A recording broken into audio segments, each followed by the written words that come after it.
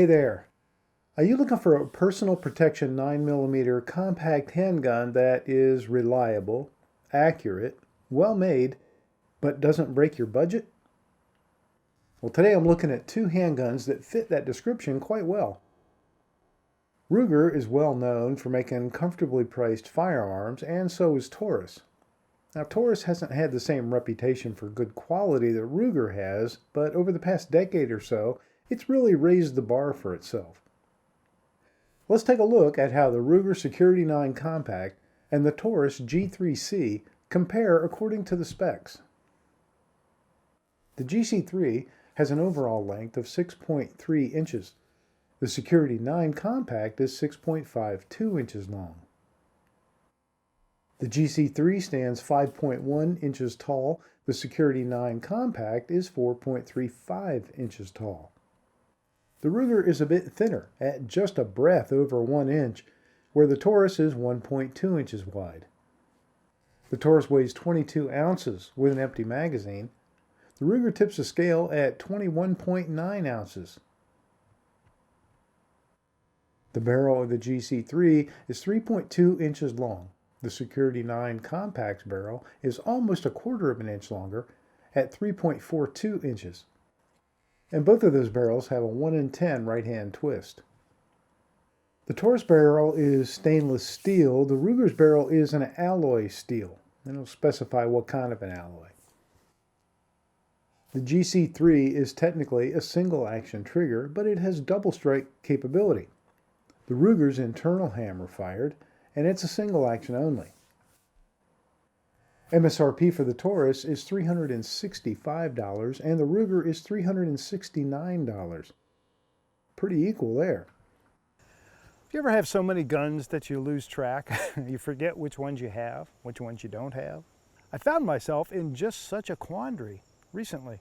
So I'm at the toy store and I'm looking around and I decided, you know what, let me buy that because I need to do something with that. And of course I'm talking about this one. This is the Taurus G3C.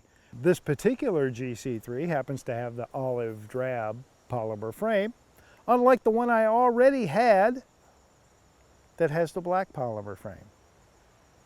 So yeah, so I bought this gun and I already had one just like it, only black. So turning lemons into lemonade, I thought, well, you know what, I need to get that gun back out anyway. Probably back when I did my original review, I think it was actually even a first 100, so it wasn't even a deep review of the Taurus GC3. I remember I liked it, and I remember thinking I got to get it back out. So here it is, only different.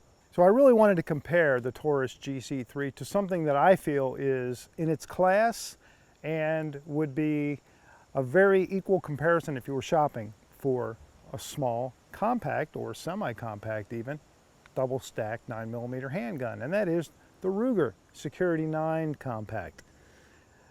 Very, very similar in size, similar, not equal, in capacity. We'll talk about that in a minute. But all the specs are very close, and I think they are very, very close in price, within, you know, maybe $20 to $40, same price, depending on what options you might choose. So if you're in the market for such a gun, what I would call a budget-friendly, neither one would I call cheap, they're both good quality guns. Budget-friendly, compact 9mm, semi-automatic handguns. Which one between these two? Well, let's see if I form a preference while I'm shooting them today. All right, I'm going to start out with the Ruger Security-9. I've got a target downrange. You can see it right about here. On that target, I have 2 orange dots, one marked Ruger and one marked Taurus. So, as long as I can remember to shoot the right gun at the right dot, by the time I'm done, we'll have an idea which one I shot better. That's all. It's not going to be a formal accuracy test. I'm going to talk to you while I evaluate each gun while I'm shooting it, tell you what I'm thinking about it, and at the end, we'll take a look at how I shot each one. Right? Simple as that. So this has that sort of U-notch, or not a U-notch, but a underlined Glock-like rear sight with a white dot front sight. Very adequate sight picture. Nothing special, no night sights, but in this price range, it would be silly to expect that.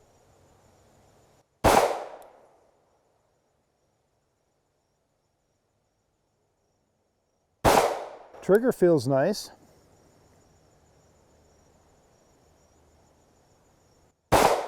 Overall ergonomics feel nice. It could use a little more pinky room. My pinky is kind of dangling, and this is with the flush magazine. Talk about mags in a moment. All right, so that was 10 rounds with the Ruger, and I don't know, I can't see exactly, but it looks like I did okay. That target is 13 yards away.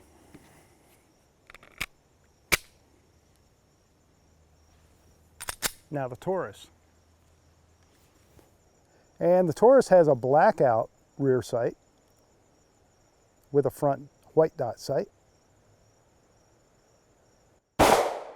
So I'm going to say it's an upgraded sight picture. It also has a nice trigger. The trigger safety protrudes a bit, and I can see where over a range day that might get a little annoying.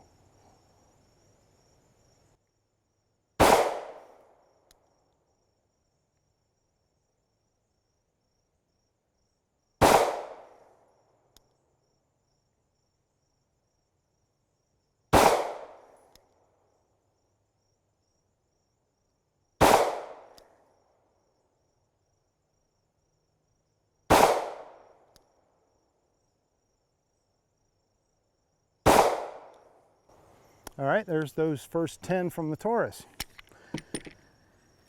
The guns do feel very similar, so I'm thinking this was a good choice for a comparison. They feel very similar in the hand. The Taurus feels a little fuller, especially when it comes to my 4 fingers. All 4 fingers have a home, and that is because the Taurus comes with 3 magazines that all have this sort of little pinky rest at the bottom. The Ruger comes with 1 magazine that's flush and 1 that does have a pinky rest at the bottom. So I shot the flush one first. I'm going to go to the pinky rest one now for comparison. And speaking of magazines, both of the Ruger magazines are 10-round magazines. Even the pinky extension is not an extended magazine, it's just an extended base for your pinky. The Taurus comes with 3 12-round magazines. So there's definitely a value distinction there, all things being equal. All right, back to the Ruger with the pinky extension, and I can already tell you that feels a whole lot nicer. Now, another thing I like to check between guns, dropping the slide on a loaded magazine and charging the gun, using the slide stop, slide release. Boy, the Ruger just won't do it. It will not. All right, so slingshot it, charges the gun just fine, but dropping the slide using the slide release, not possible. At least not on this particular model.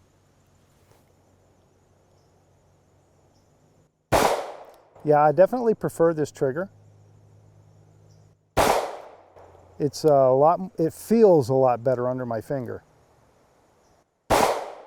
It also feels smoother and lighter. Almost more of a surprise break feel to it.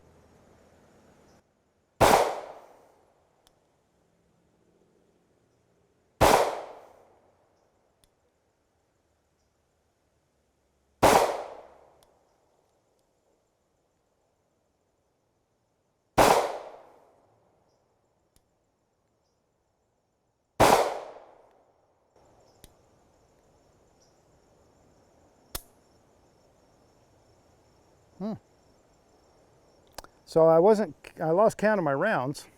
Shame on me for not counting, but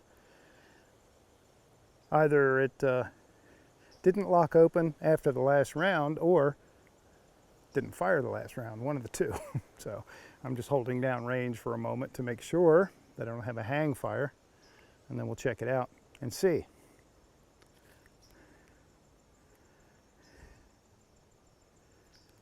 One other important distinction between these two guns while I'm waiting is the fire control group is different.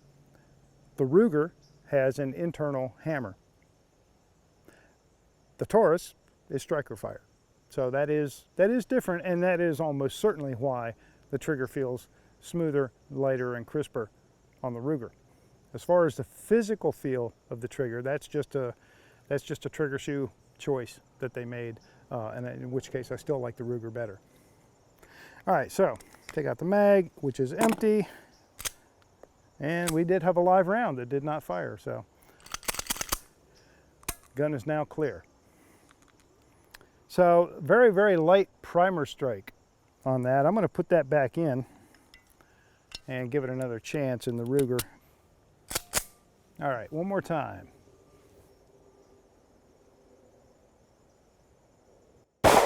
There we go. All right, back to the Taurus. Now, using the slide stop, slide release lever to close the slide on the Taurus, piece of cake. So, in my book, yours may differ, but in my book, that's a plus. All right.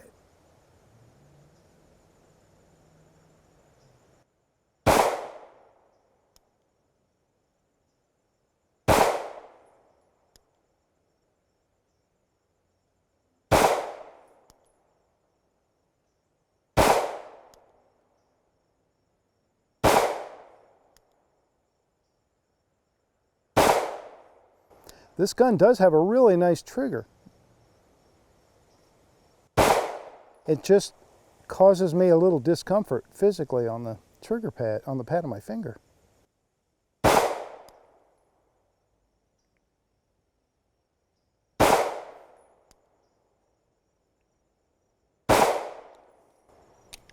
Certainly not something you would notice in a needful situation, but if you're going to spend the day shooting it at the range, I actually have, you know, a little indentation there. It might get irritating after a while, so that's something. I have to say that both of these pistols are very ergonomic and enjoyable to shoot. I think I shot the Ruger a little bit better. The groups were similar if you take away a couple of bad shots that I had with the Taurus, but I did have those bad shots, and I don't think they got away from me. But the Ruger group was just slightly tighter and much more consistent. That said, I have every confidence that I could hit the target with the Taurus when I needed to. I will say this, they both seem to be in perfect tune, but don't take my word for it. I'll play something for you. How about the Song of My People?